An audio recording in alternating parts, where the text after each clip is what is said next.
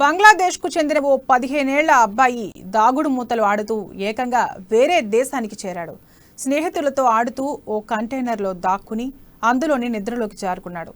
మళ్లీ కళ్ళు తెరిచేసరికి చుట్టూ మలేషియా అధికారులు కనిపించారు. చిట్టగాంగ్కు చెందిన ఫాహిమ్ అనే కుర్రాడికి ఈ భయంకరమైన అనుభవం ఎదురైంది.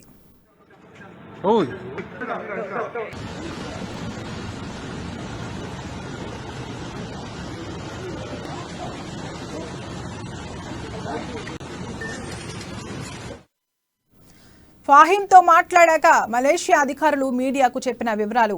చిట్టగాంగ్కు చెందిన ఫాహిమ్ ఈ నెల 11న తన స్నేహితులతో కలిసి దాగుడు మూతలు ఆట మొదలుపెట్టాడు.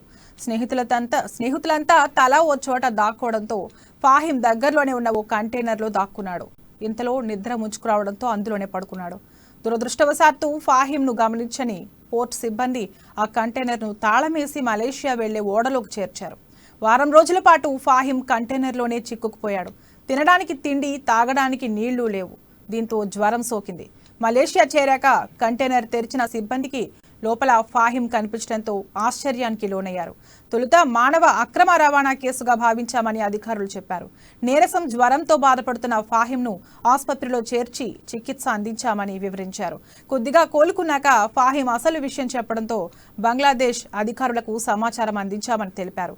పూర్తిగా కోలుకున్నాక ఫాహిమ్ను బంగ్లాదేశ్కు తిరిగి పంపించేస్తామని పేర్కొన్నారు.